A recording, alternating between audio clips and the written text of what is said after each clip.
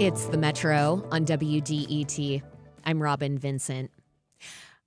We begin with a common assumption that shapes American crime policy, that the people most exposed to crime, victims, and the officers who respond to it want the harshest punishment in return. The evidence says otherwise.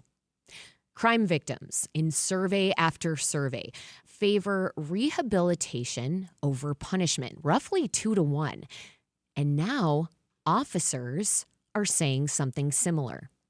In a new survey from the Alliance for Safety and Justice, 8 in 10 officers said things like community violence intervention would make their jobs safer.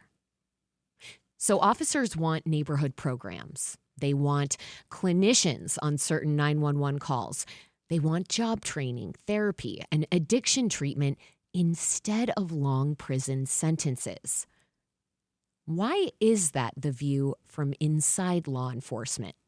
And if it is, why haven't we built the systems to match? Harvey Santana runs Michigan for the Alliance for Safety and Justice, the group behind the survey I mentioned. He's based in Detroit, and he's here with me now. Harvey, welcome. Hi, good morning. Good morning. I want to start with a quote from an officer interviewed for your report. "We cannot arrest our way to public safety. We need partnerships." You used to work as a deputy sheriff, and we're going to get into that in a little bit. But first, I'm wondering, did that finding surprise you? No, not at all. And I think that one of the things we have to understand as citizens, when we think about public safety, it's very nebulous. And we tend to think about one thing. 911 gets called, officer shows up, talks to witnesses, arrests the suspect, takes them to jail, there's a trial, that person gets incarcerated. We don't think of public safety before 911 is called, and we don't think about public safety during incarceration and post-incarceration, because that's part of the conversation, right? And so to bring the listening audience into a real world today as we are speaking scenario, let me tell you what happened 15 years ago that leads into this report today. 15 years ago, there was someone who was suffering from alcoholism, drug dependency, mental health crisis, and poverty.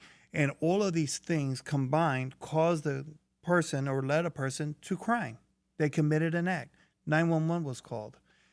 Now, they got sentenced to, let's say, a 15-year sentence. Today, as we are speaking right here, that person's feet are going to touch the Motor City pavement for the first time. The question survivors, the question law enforcement are asking is, who's coming back into our society now, right? Because is it a person who was just sitting around lifting weights waiting to get out? Or is it a person that actually received the education, the support mechanisms, the help, the mental health treatment, the guidance, the counseling, the skills, the job programming to come back into society and be a productive individual? And that's what crime survivors have been telling us, as well as law enforcement. When did the conversation change? Because I think for a long time, what we were hearing as the American public was this idea of being tough on crime. And being tough on crime means giving people maximum sentences in prison. It means sending someone to the death penalty if the crime warrants it. And what you're saying is that police and certainly victims as well are acknowledging the circumstances, the reasons why people commit crimes. Addiction and poverty are some that you just mentioned.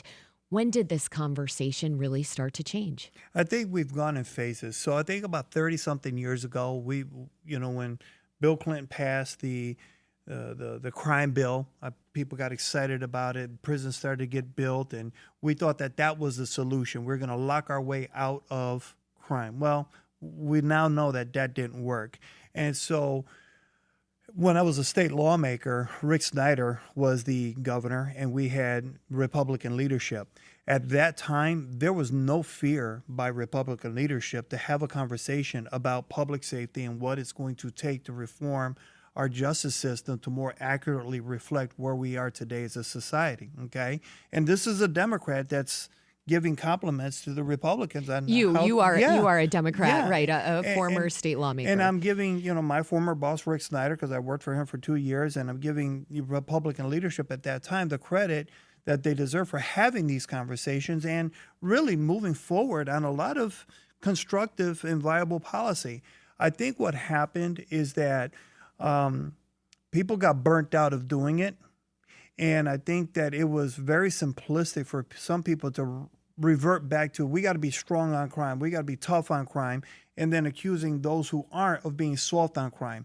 Well, the conversation in the middle got lost. When can we just be smart on public safety policy and listen to both the cops and the survivors who are part of the system? Because like I said, it's nebulous and there's so many different parts to it, but we get too caught up in the cops and robbers aspect of it. Meaning that, as we often talk about on this show, this is not a black and white subject. There's a massive gray area. We've brought up survivors a few times, and before we move forward, I do want to talk about what's surprising when it comes to survivors. I mean, as a deputy sheriff, you saw how victims responded to crimes committed against them. Did it surprise you that victims favor rehabilitation over punishment? Was that something you saw in your experience? Yes, I see that in my experience, and I'm not surprised by it because the more involved and exposed to crime survivors, what they tell us is two things. They want what happened to them to never happen to anyone ever again, and they don't want it to happen to anyone else. And so when survivors are going through their process of healing, at some point, they turn towards, okay, what can I do as a survivor to create a safer community? And that's what brings them into this work. Before becoming a sheriff deputy, you were a state lawmaker, as you've mentioned. Why did you want to get into that kind of work, into law enforcement? Interesting story. So when I was a state lawmaker, that's when the Black Lives Matter movement was taking place. And here I am sitting in committee after committee, voting on the floor on bill after bill related to Law enforcement. criminal justice. And I just said to myself, here I am as a man of color. I'm Puerto Rican all day, and I'm qualified. I once upon a time wanted to be in law enforcement.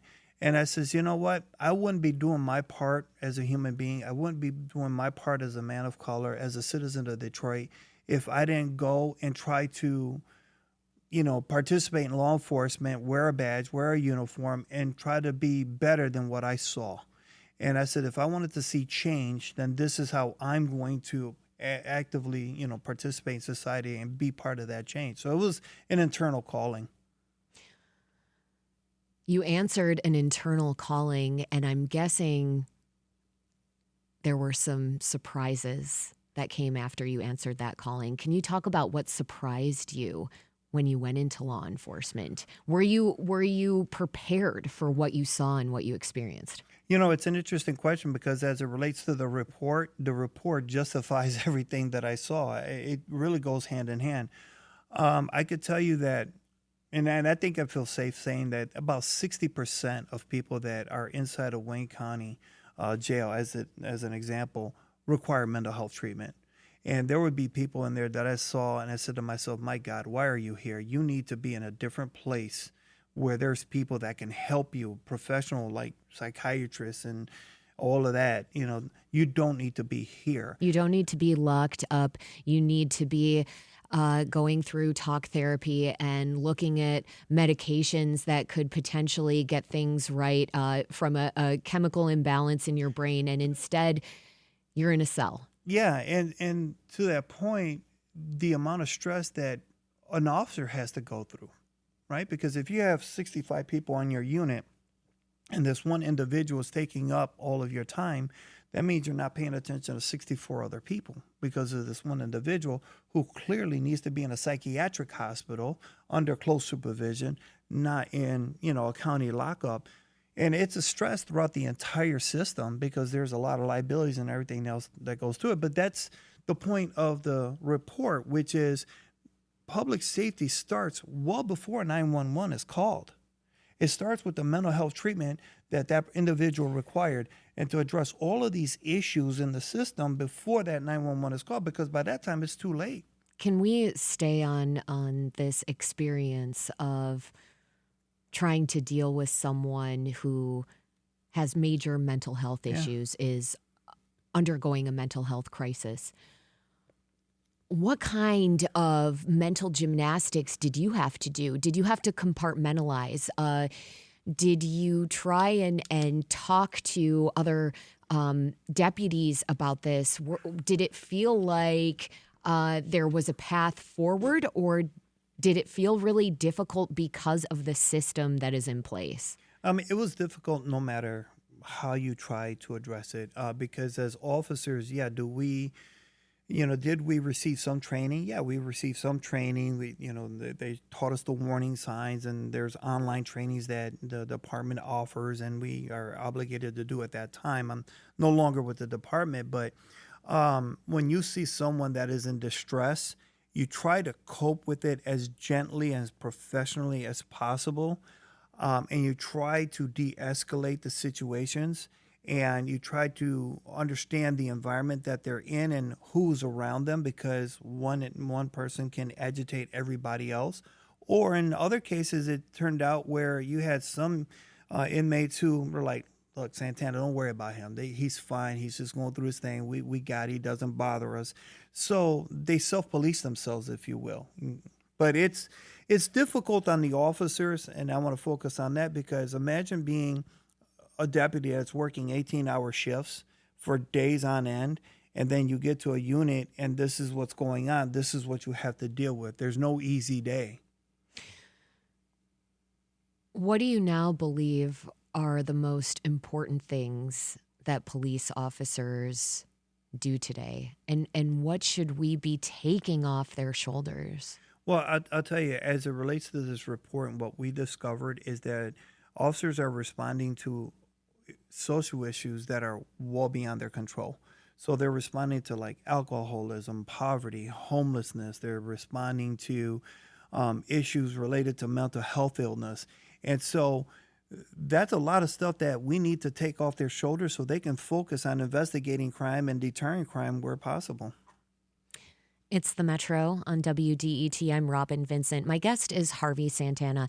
He's the state director for Michigan for the Alliance for Safety and Justice. We're discussing a new survey that found that people closest to crime, specifically law enforcement, don't often want the toughest penalties. In fact, they want more preventative and rehabilitative services. So why isn't Michigan funding more of that? We'll ask that question next here on the Metro. Stay with us.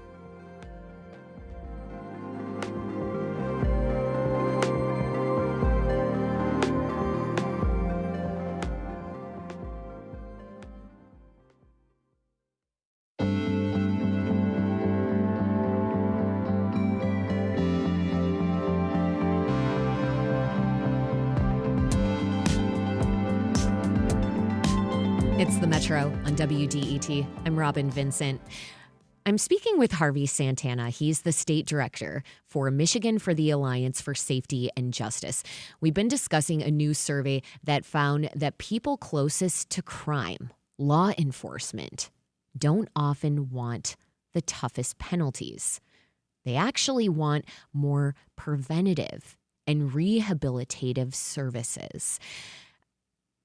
So they want to give people, Harvey, other options than prison, like opportunities for job training, for therapy, for addiction treatment.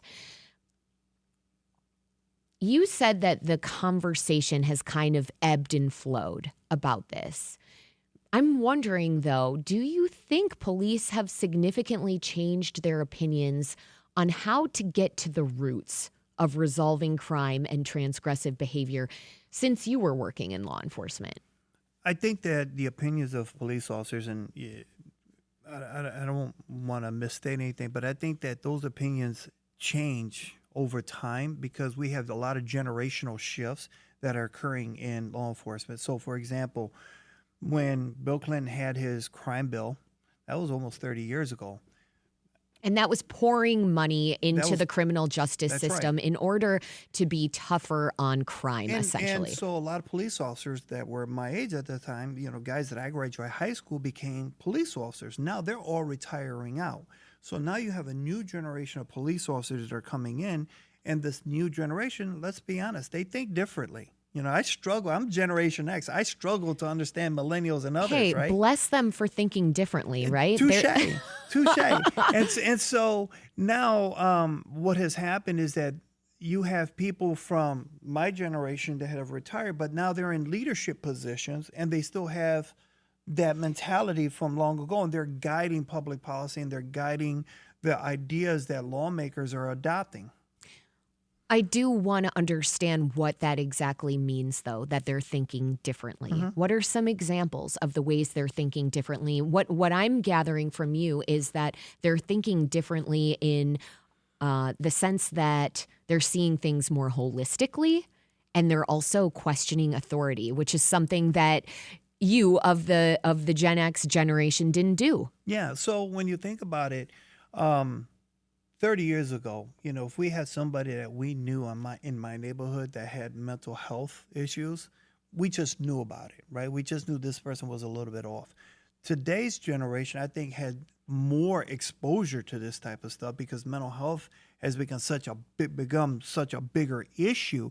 So as an example, those are, some things that this generation has been more exposed to. And I think that the generation after us has learned and seen and experienced a lot more than what we did, right? And so their response, their reaction, and how they process information is a lot different, which is great because now what we can do is we can learn from that generation and, okay, how do you view these things and how do we apply that to law enforcement? How do we apply that to the legislature? And how do we see these things in terms of public policy, like what the report is indicating, that law enforcement officers are starting to see the world a different way.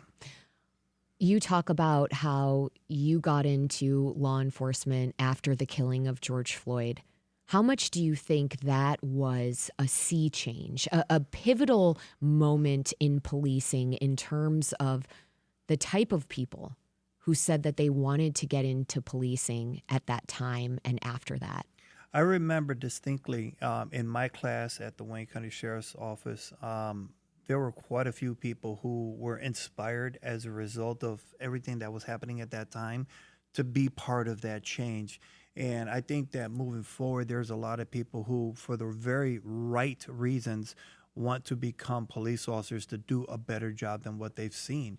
And that's great. And I hope that more people apply to these departments to be that type of change and to really show us different alternatives than just chasing after people, arresting them, throwing them in jail, and that's the answer.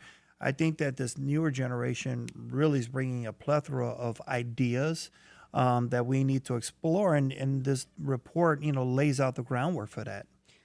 So then, Harvey, what's stopping us from putting more responsibility in the hands of community leaders and mental health workers and less of that responsibility on police's shoulders?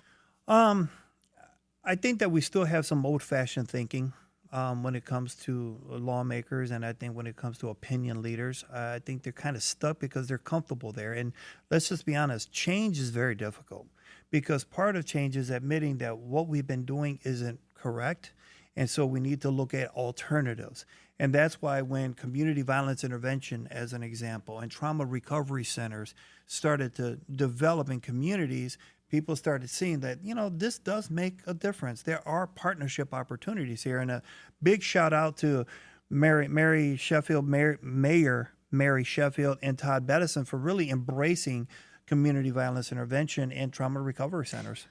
Mayor Mary Sheffield has created an Office of Neighborhood and Community Safety, and that speaks to some of her priorities when it comes to community violence intervention programs, which seem to be working. I mean, we're using them a lot in Detroit. Homicides hit a 60-year low in 2024 and kept falling through 2025. The city says that zones where there is community violence intervention programs have outperformed the rest of the city in terms of lowering crime. Police chiefs are backing these programs. Officers say it makes their jobs safer. But then we look at Lansing. Why do you think it was such a fight in the Michigan legislature to get these programs funded? Couple of things. Well, let me speak about CVI first, and then we'll get into that. Here's the value of CVI. You know what you didn't hear this morning? That there was a triple homicide in some neighborhood in Detroit. You know why? Because CVI got involved weeks in advance of that situation. Maybe months, maybe years. Exactly. Before all of that escalated, the mayor's office had her CVI team out there working in the communities to prevent these types of things from escalating in partnership with law enforcement. That is the gold standard for CVI, right? Okay. As it relates to the challenges of Lansing, I think that there's still this hesitancy because lawmakers are scared of being viewed as soft on crime, right? They got to be tough on crime. Well, wait a minute. Being soft and being tough, I think, is the wrong approach. We got to be smarter, like we were when we were in the legislature, about how do we handle these conversations? Because, again, people are going to be coming out into our community. People are currently out in the community. We have a House bill as an example. Representative Jamie Thompson from Downriver, Michigan, a Republican, introduced House Bill 5447, which is a probation bill that would allow you to earn time off of your probation if you work, if you're going to vocational school, if you're achieving education, if you are being a model citizen, and you're showing us that you can be better than the worst thing that you did, then we'll take some time off of your probation, right? And so that's an idea of a practical, pragmatic solution towards public safety. And even those conversations are kind of hard because people are scared or intimidated about having an honest conversation about where we are as it relates to public safety. You mentioned earlier working with Rick Snyder when it came to criminal justice reform. Has this issue become too partisan? Well, it doesn't help when the President of the United States is, yelling every other week that crime is the worst that it's ever been, but statistically, it's not. Right. So you do see this as becoming a partisan issue. It's not helpful. Like I said, it's not helpful when, the president is on TV telling you how bad things are and it's never been this bad. But wait a minute, 30 years ago, that's what led to the crime bill that's been an absolute disaster in urban communities. And you were saying the same thing back then. Here we are for round two. But what's the solution? We offer solutions. That's what this report is all about. Let's look at the alternatives and let's look at what we've been doing and let's listen to what law enforcement officers who are out there every day are telling you. I want to end on the power that police and law enforcement could have in enacting change, because I think about some of the strongest police accountability measures in the country and how they were able to pass. And they were able to pass in part because lawmakers in different places throughout the nation were able to get the buy-in of sheriffs and police chiefs. If officers really want this, why aren't police unions lobbying for community violence intervention funding in Lansing the way they lobby for raises and equipment? That's an interesting question. And the only way I would look at that is saying that community violence intervention is pretty recent, something new that has taken place in communities.